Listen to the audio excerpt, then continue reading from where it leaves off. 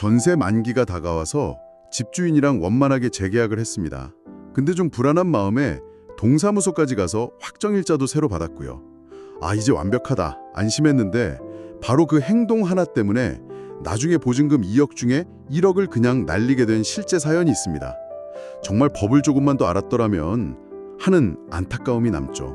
오늘 저희가 나눌 이야기가 바로 이런 억울한 상황을 막기 위한 뭐랄까 일종의 생존 가이드입니다. 네, 맞습니다. 오늘 저희가 아주 깊이 파고들 주제가 바로 이 전 월세 계약 연장의 기술인데요. 대부분 사람들이 이걸 좀 막연하게 알고 있거나 헷갈려하는 세 가지 방법이 있거든요. 바로 계약 갱신 요구권, 묵시적 갱신, 그리고 합의 갱신입니다. 네, 들어는 본 것 같아요. 오늘 저희 목표는요, 이 세 가지가 그냥 어려운 법률 용어가 아니라 청취자님의 소중한 보증금을 지키는 아주 강력한 칼이자 또 든든한 방패, 그리고 때로는 나를 베는 양날의 검이 될 수 있다는 걸 확실하게 보여드리는 겁니다. 와, 칼, 방패, 양날의 검. 비유만 들어도 벌써 흥미진진한데요. 그럼 가장 강력한 무기라는 그 칼부터 한번 이야기해 볼까요? 세입자가 원하면 2년 더 살 수 있게 해준다는 계약 갱신 요구권 말씀이시죠? 네, 맞습니다. 이건 뭐 세입자가 가진 가장 강력한 공격 무기라고 할 수 있죠. 집주인 의사랑 상관없이 저 법에 따라서 2년 더 살겠습니다 하고 그냥 일방적으로 통보할 수 있는 권리거든요. 와, 정말 강력하네요. 여기서 핵심은 딱 두 가지예요. 첫째, 이걸 쓰면 집주인은 보증금이나 월세를 5% 이상 못 올립니다. 법에 딱 묶이는 거죠. 그리고 둘째는 이렇게 연장하고 나서도 세입자는 갑자기 사정이 생기면 언제든지 3개월 전에만 통보하고 나갈 수가 있어요. 잠시만요. 듣다 보니까 아니 집주인 입장에서는 이거 좀 불공평하게 느껴질 수도 있겠는데요. 2년 계약을 믿고 있었는데 세입자가 아무 때나 나갈 수 있다뇨? 정확한 지적이세요. 실제로 이 제도 취지는 정말 좋은데 시장에서는 이게 좀 집주인들이 어차피 5%밖에 못 올리고 세입자는 언제 나갈지 모르니까 그냥 처음 계약할 때 아예 보증금을 확 올려봤자 이런 식으로 작용하기도 했거든요. 아, 법의 취지랑 시장의 현실이 좀 다른 거군요. 그렇죠. 그래서 이 칼은 정말 필요할 때 써야 하는 비장의 무기고요. 또 평생 딱 한 번만 쓸 수 있는 조커 카드라는 걸 꼭 기억해야 합니다. 우리가 흔히 말하는 2+2가 바로 여기서 나온 거고요. 그렇군요. 그럼요, 가끔 계약 만료일이 다가오는데 집주인한테서 아무 연락이 없어서 이거 뭐지? 하고 불안할 때가 있잖아요. 그냥 이렇게 조용히 넘어가도 괜찮은 건가요? 이게 바로 그 방패, 묵시적 갱신이랑 관련된 거죠? 맞습니다. 바로 그 불안함이 사실은 기회일 수 있습니다. 묵시적 갱신은 말 그대로 계약 만료 6개월 전부터 2개월 전까지 집주인이랑 세입자 양쪽 다 아무 말이 없으면 이전이랑 완전히 똑같은 조건으로 2년이 자동으로 연장되는 제도예요. 아, 동일한 조건이니까 보증금 인상도 당연히 없겠네요. 그렇죠. 임대료 인상 없이 2년 더 살 수 있고 또 세입자가 중간에 나갈 수 있는 권리도 그대로 유지가 돼요.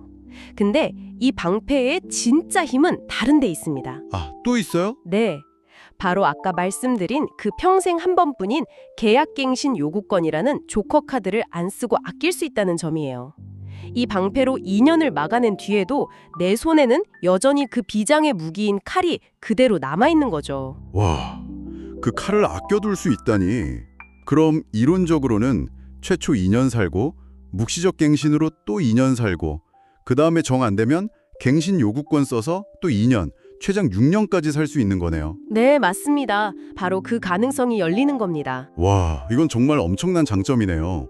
그럼 마지막으로 합의갱신, 이건 양날의 검이라고 하셨는데 사실 이게 제일 흔한 방식 아닌가요? 집주인이랑 만나서 좀 올려드릴게요. 네, 알겠습니다 하고 도장 찍는 거요? 네, 가장 익숙하지만 그래서 가장 위험할 수 있습니다. 바로 그 합의라는 단어의 함정 때문이죠. 이건 법이 아니라 당사자 간의 자유로운 약속이거든요.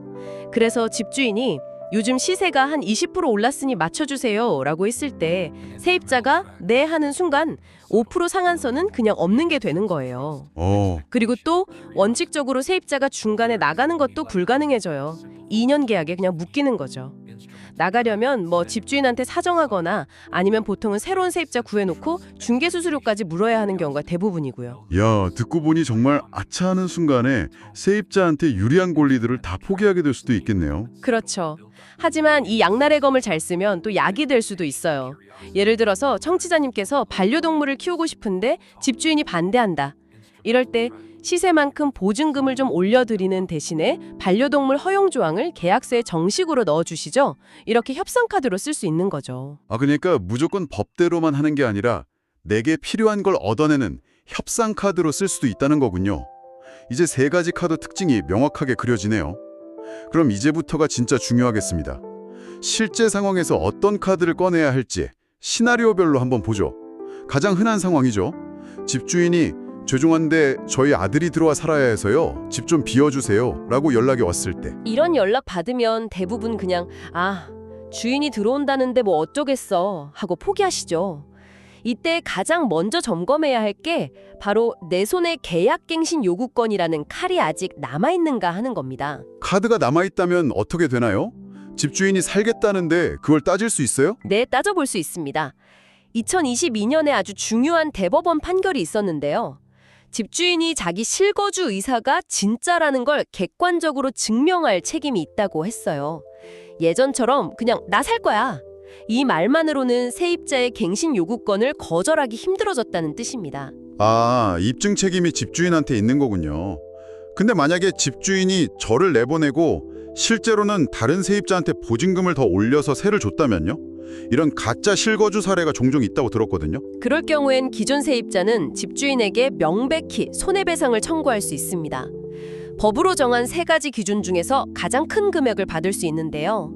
대략적으로 갱신 거절 당시 월세의 3개월분, 아니면 내가 입은 실제 손해액, 또는 집주인이 새 세입자에게 올려받은 보증금 차액의 2년치 이자분, 이 중에서 가장 큰 금액을 청구할 수 있습니다. 그걸 증명하려면 이사 나간 집을 계속 지켜볼 수도 없고 실질적인 팁 같은 게 있을까요? 네, 아주 중요한 팁입니다.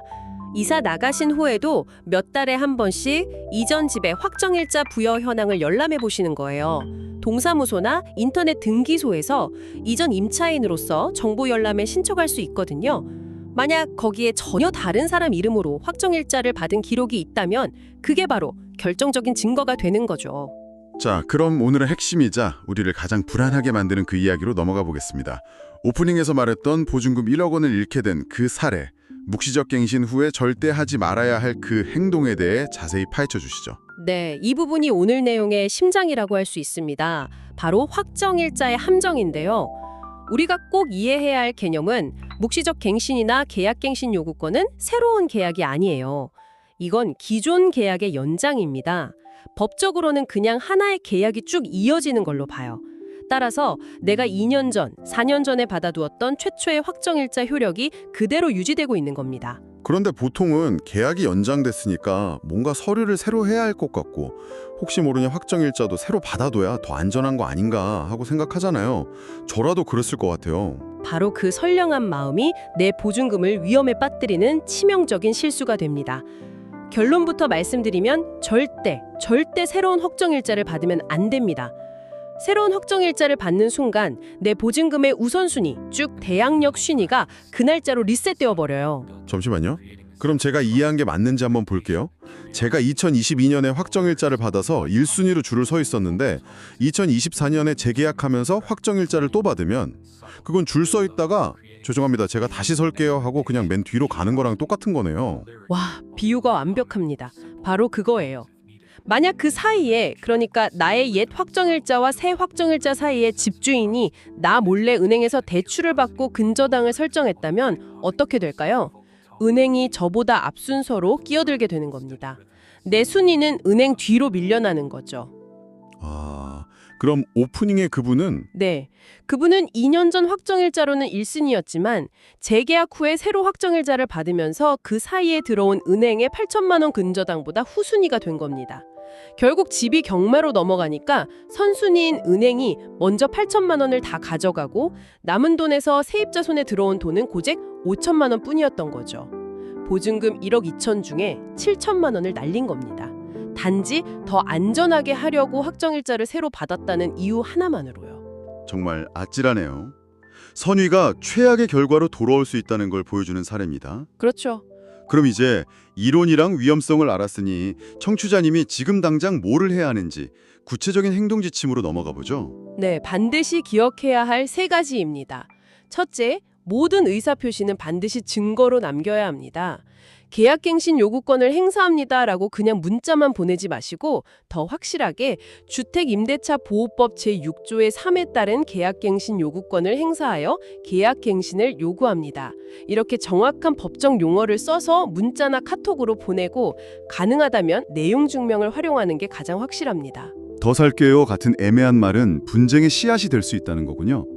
두 번째는요? 둘째, 중도 해지는 최소 3개월 전에 통보해야 합니다.